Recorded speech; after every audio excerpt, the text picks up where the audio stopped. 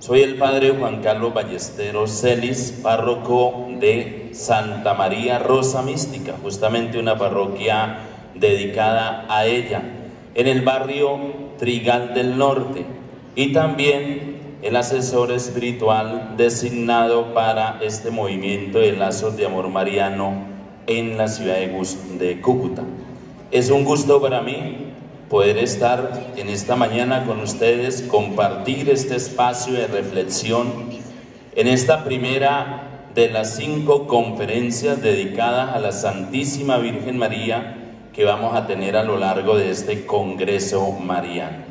Entonces, sin más preámbulos, dispongámonos para que iniciemos esta exposición que nos permita, no pretendo otra cosa más que ofrecerles elementos desde el magisterio de nuestra Santa Madre Iglesia.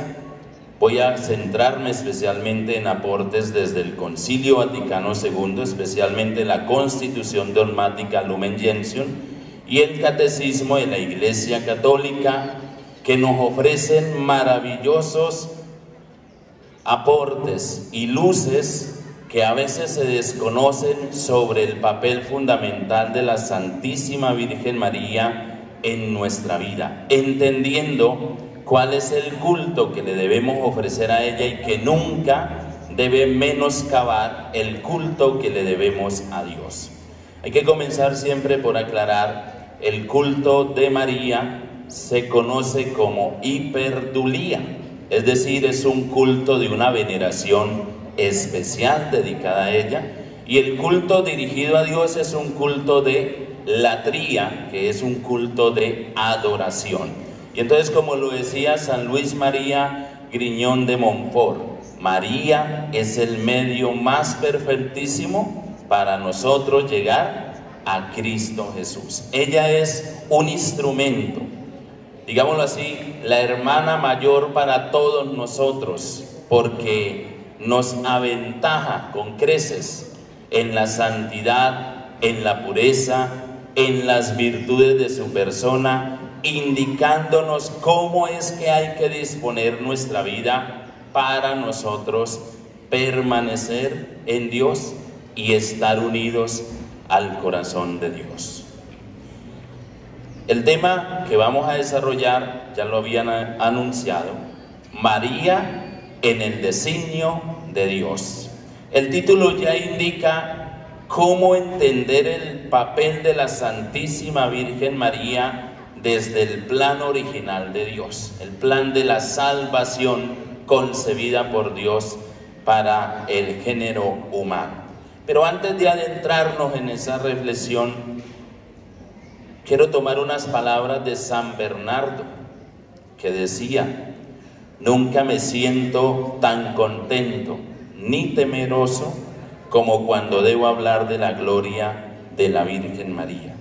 Esto porque la doctrina de la Virgen María en la vida cristiana debe tener una especial y una atenta relevancia, que, como lo afirmó Pablo VI, el beato Pablo VI, el conocimiento de la verdadera doctrina católica sobre la Virgen María será siempre la clave santa de la comprensión del misterio de Cristo. Entonces, fíjense cómo ya los papas también van mostrándonos esa relevancia especial de la Santísima Virgen María en el plan de salvación.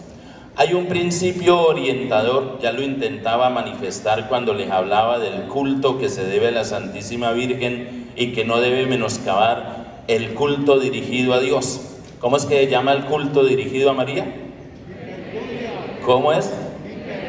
Hiperdulía. ¿Y el culto dirigido a Dios, cómo es que se llama? ¿Y el culto de los santos, cómo se llama?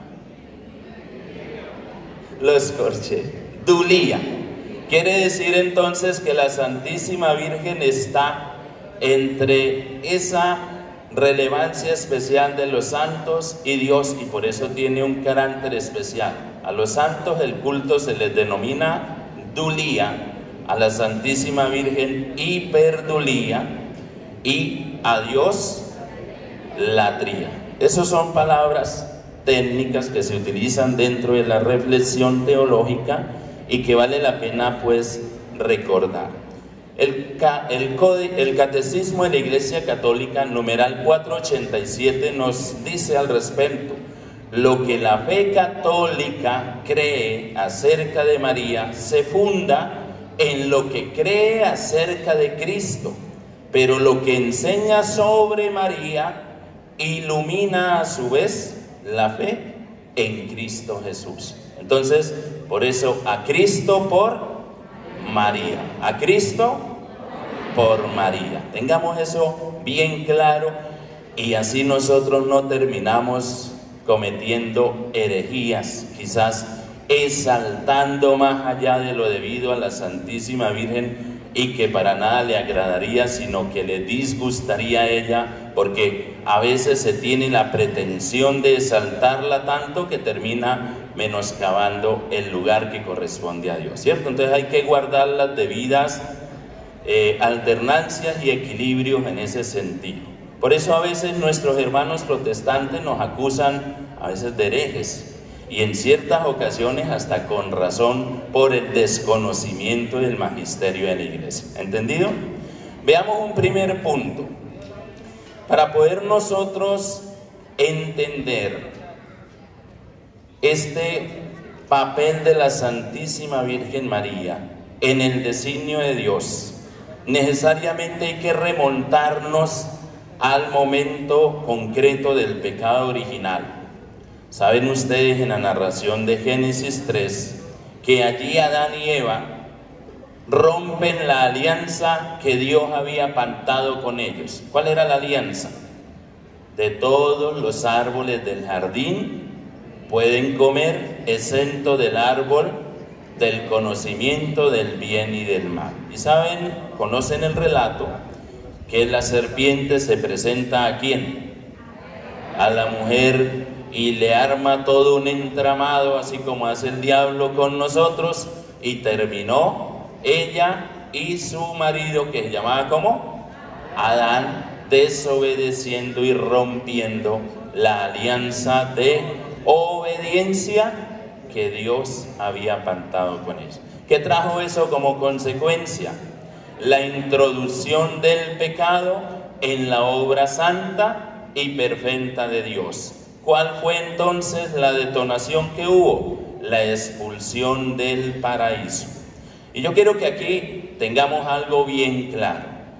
No nos imaginemos el paraíso como un lugar terrenal, aunque esté hablándose de la obra de la creación. En realidad, teológicamente hablando, desde que Dios concibió al hombre y a la mujer, y concibió en su mente la creación entera, la concibió plenamente en Él. Es decir, la creación original de Dios es lo que hoy en la reflexión teológica conocemos como el cielo. Solo que el pecado introducido por el hombre y la mujer causó la pérdida de esa gloria del cielo. Eso es lo que se debe entender como la expulsión del paraíso, ¿entienden? Y eso hay que tenerlo bien claro. Por eso, una vez que el hombre y la mujer pecan, pierden las llamadas gracias preternaturales, que son: perdieron la visión beatífica de Dios. Por eso a Dios no lo vemos, lo experimentamos, lo sentimos, pero no lo vemos como quisiéramos, porque es una consecuencia del pecado. Segunda gracia que perdieron por el pecado, perdimos por el pecado: la ausencia de concupiscencia. ¿Qué quiere decir eso? Por eso estamos fuertemente dominados, jalonados por nuestras pasiones, por nuestras debilidades, por nuestros instintos carnales. Y la tercera gracia que se perdió por el pecado fue la inmortalidad. Por eso, sí o sí, nos figura el papayo. ¿Entienden? Esas fueron las tres consecuencias de la desobediencia. y de la introducción del pecado en la obra perfecta que Dios había realizado. Se perdió la visión de Dios. Segundo, la ausencia de concupiscencia. Y tercero, la inmortalidad. Eso se conoce en teología como gracias preternaturales. ¿Qué sucedió en la mente de Dios frente a ese desenlace? Pues Dios en su benevolencia decidió no abandonar al hombre, al género humano. Y entonces, frente a la inevitable perdición que originaba en la vida del hombre el pecado, Dios establece una historia de salvación. ¿Con quién comienza la historia de la salvación? ¿Con la promesa hecha a quién? No me vayan a dormir, a ver. Con la promesa hecha a quién comienza la historia de la salvación. A Abraham. Serás el padre de una gran muchedumbre, incontable como las estrellas del cielo y como las arenas del mar. A partir de ahí viene la elección en el corazón de Dios de un pueblo de su propiedad. Y eso no significa como pensamos comúnmente, Dios estableció ahí su rosquita de preferidos. No. ¿Qué quiere decir la elección de un pueblo en la mente de Dios enteramente consagrado a Él? Es el ir rescatando poco a poco a todo el género humano que está abocado a la muerte, a la perdición por la desobediencia y por el pecado. Entonces es como lavarnos y purificarnos e irnos ingresando de nuevo a esa restitución de la santidad original con que el hombre y la mujer fuimos creados. Ahí, en ese plan de Dios, es cuando aparece entonces de manera significativa la imagen de la Santísima Virgen María. Entonces podemos hablar de la predestinación de María. Los libros del Antiguo Testamento narran la historia de la salvación. Toda la lectura que hagamos del Antiguo Testamento, desde el Génesis hasta el final del Antiguo Testamento, es en realidad la narración de una historia de la salvación con la elección de un pueblo. Dios pacta con ese pueblo una alianza de fidelidad. Ustedes serán mi pueblo, yo seré su Dios. Les entrega unas leyes y mandatos. ¿A través de quién entregó Dios la ley? De Moisés. En las conocidas tablas de la ley, ¿cuántos son los mandamientos? 10, ¿cierto? Y es una alianza de fidelidad. Si cumplen estas leyes y mandatos y preceptos que yo les mando, vivirán y permanecerán en la tierra que yo les voy a dar. Pero si me desobedecen, morirán sin remedio. Eso está frecuentemente citado en Éxodo y en Deuteronomio. Y de hecho, la historia del pueblo de Israel entonces a lo largo del Antiguo Testamento comienza a manejarse en esa alternancia de fidelidad e infidelidad. Si ustedes leen los libros históricos, Josué, Reyes, Jueces, van a encontrarse, incluso el mismo Éxodo de Deuteronomio, en toda esa travesía por el desierto hacia la tierra prometida, van a encontrarse con que el pueblo en ocasiones era obediente y fiel a Dios, en ocasiones retaba a Dios, como el episodio, por ejemplo, del becerro de oro. ¿Qué les trajo? El que se aplazara por 40 años y duraran vagando por el desierto, y les impidió llegar pronto a la tierra prometida. Estando ya en la tierra prometida, siguió la misma dinámica, fidelidad e infidelidad, y por eso en ocasiones conservaban la paz, tenían su templo, estaban en su tierra. Cuando eran idólatras y desobedecían a Dios, perdían la tierra, venía la deportación, que en varias oportunidades sucedió, se fue destruido el templo, les mataban los profetas, les saqueaban todo lo sagrado que tenían y tenían que vivir en tierras extranjeras. Eso en realidad, haciéndole una lectura espiritual, es la consecuencia de nuestro pecado. Cuando estamos y procuramos vivir en Dios, pues gozamos de su paz, de su bendición, de su auxilio. Cuando persistimos neciamente en nuestro pecado, entonces nos vemos alejados en otras tierras, que son nuestros propios vicios, nuestras propias miserias, nuestras propias pasiones, que nos esclavizan, que nos atan y que nos impiden ser felices.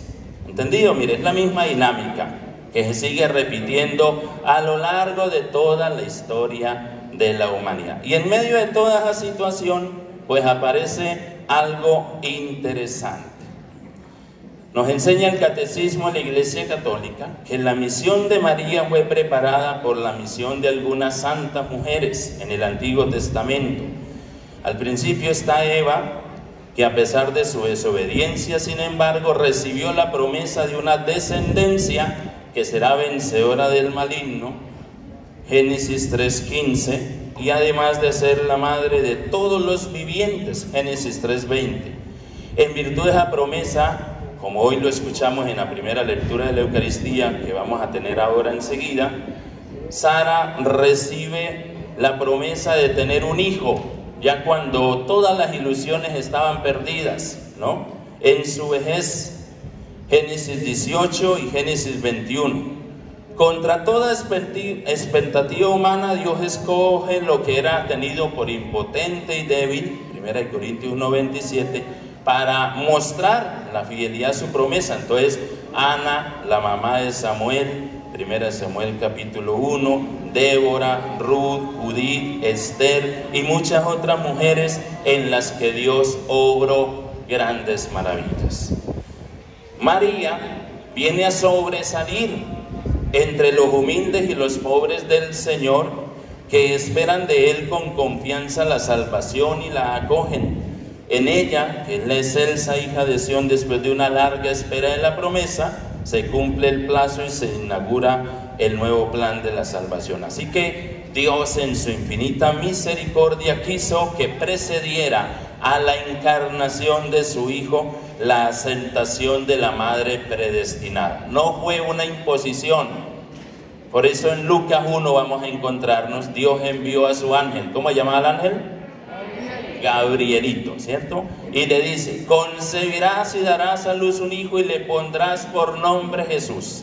Él será santo y se llamará Hijo del Altísimo. ¿Y qué es la respuesta de María? Aquí está. Hágase en mí. Bien. ¿Cómo saben de Biblia? Los felicito. Bueno, entonces esa respuesta, ese sí de María, en teología se conoce como el fiat de María, es precisamente lo que permite que se consume en plenitud el plan de Dios y acontece entonces aquel plan de la encarnación del Hijo de Dios para la redención del género humano. ¿En qué consiste la encarnación? Filipenses capítulo 2, ahí en unos cortos versículos nos ilustra: siendo de condición divina, no hizo alarde de su categoría de Dios, antes bien se despojó de su rango y asumió la condición de esclavo, haciéndose uno de tantos. Ahí en esos versiculitos está consolidado lo que es y significa este misterio de la encarnación del Hijo de Dios. Es el abajamiento de Dios, que se hace hombre como nosotros, en todo semejante a nosotros, menos ¿en qué? En el pecado. ¿Ven? Entonces, este abajamiento del Hijo de Dios es la introducción de Dios en la historia humana. Y en esa historia que Dios quiere redimir y que en su benevolencia quiere que todos se salven, como está en primera carta a Timoteo capítulo 3, y que todos lleguen al conocimiento de la verdad. De esta manera la desobediencia de Eva es superada por la obediencia de María, que es la nueva Eva con su hágase en mí según su palabra. Esto nos lleva a un segundo punto: María, la madre del Redentor.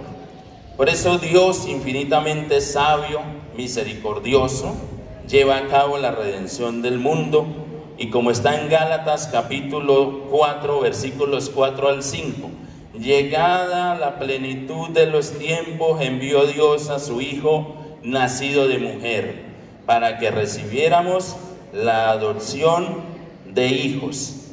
Y, como lo afirma el Concilio Vaticano en Lumen Gentium 52, el cual por nosotros los hombres, y también lo decimos en el credo, y por nuestra salvación, descendió de los cielos y por obra del Espíritu Santo se encarnó de María, la Virgen. Efectivamente, la Virgen María, tras el anuncio del ángel, al recibir ese anuncio, recibe al Verbo de Dios en su alma y en su cuerpo, y por eso propiamente ha de ser llamada Madre de Dios, porque recibe al Verbo de Dios hecho carne, como está explicitado en Juan capítulo 1. Ella es reconocida y verdaderamente exaltada como la verdadera Madre de Dios y del Redentor. Es la primera redimida en virtud de llevar en su seno, en su vientre, al Hijo de Dios.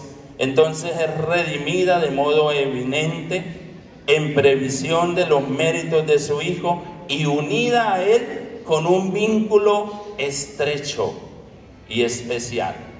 Es más, es la única criatura humana que nace con un privilegio. ¿Cuál fue el privilegio de la Santísima Virgen María y que nosotros no tenemos?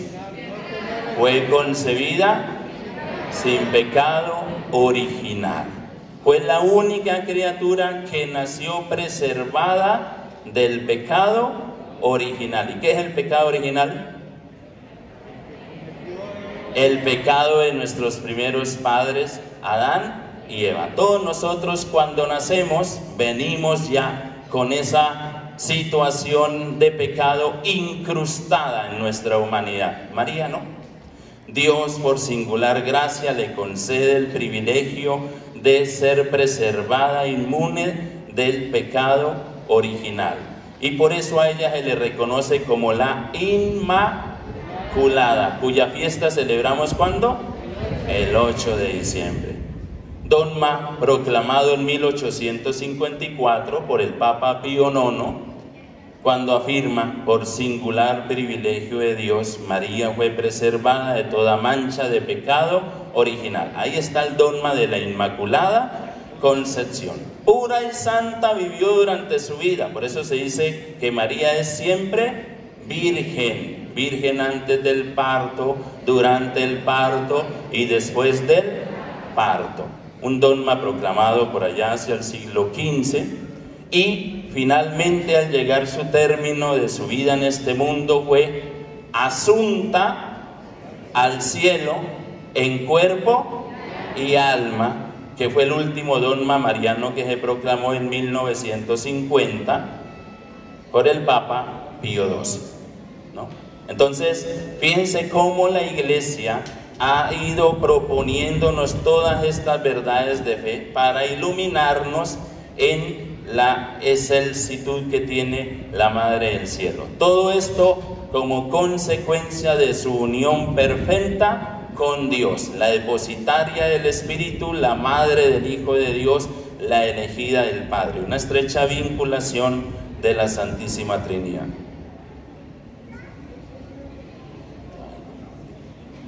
La maternidad virginal de la Santísima Virgen María en el designio de Dios. Entonces, toda esta reflexión, cómo descubrir las razones misteriosas por las que Dios en su designio salvífico quiso que su Hijo naciera de una virgen. Pues en realidad la única manera de entenderlo es en la medida de su unión con la persona y la misión redentora de Cristo y la aceptación de ella, de esa misión para con la humanidad. El Concilio de Friul, año 796, citado por el Catecismo de la Iglesia Católica, afirmaba: la virginidad de María manifiesta la iniciativa absoluta de Dios en la encarnación. En realidad Jesús no tiene más padre que Dios. La naturaleza humana que asumió jamás le ha alejado de su Padre.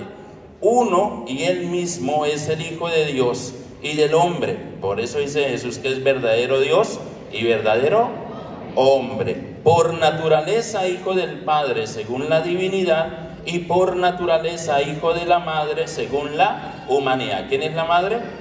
María, ¿cierto? Pero propiamente Hijo del Padre en sus dos naturalezas. En la persona del Hijo con la naturaleza divina, porque es Hijo eterno del Padre, y humana, porque es Hijo de María. Entonces, en ese sentido, la maternidad virginal de María está presente en el plan y en el designio de Dios. San Lucas 1 nos dice que Jesús, como verdadero hombre, fue concebido por obra y gracia ¿de quién? Del Espíritu Santo. ¿En el seno de quién? De María la Virgen. Y por lo tanto es presentado como el nuevo Adán, el modelo del hombre perfecto, modelo en su obediencia, obedeció incluso hasta la muerte, y por ello ofreció por nosotros, por la redención del género humano, cargó sobre sí nuestras culpas y pecados, y por el precio de su sangre pagó la redención del género humano como sacrificio ofrecido a Dios, que se sigue perpetuando cada vez que celebramos la Eucaristía, donde nuevamente se renueva el sacrificio redentor de Jesús en la cruz. Entonces, esa es la riqueza de nuestra Madre, la Iglesia, en ese designio amoroso de Dios y con la compañía permanente, discreta, orante, pero efectiva de la Santísima Virgen María. Ella es, por lo tanto, la Madre que nos acompaña y que nos lleva siempre a Dios. Así que a Cristo por María. Cuando ustedes oren el Santo Rosario, sepan que no es solo una oración dirigida a la Santísima Virgen María, sino es una meditación de la vida de Cristo Jesús y por ende una oración siempre dirigida a Dios. ¿Sobre quién es la meditación de los misterios? Sobre la persona de Jesús, pero siempre en oración y en compañía con nuestro Dios. Entonces, eso era lo que tenía que compartirles en esta mañana. Espero que estos principios les hayan iluminado un poquito la reflexión, les hayan motivado un poquito en el deseo de aprender y querer amar más a Dios, siempre tomaditos de la mano de nuestra mamá, la Santísima Virgen María, y sobre todo queriendo aprender de sus virtudes, especialmente de su santidad y de su amor por Dios, aprendiendo de su obediencia y fidelidad al plan de Dios. Gracias por su atención.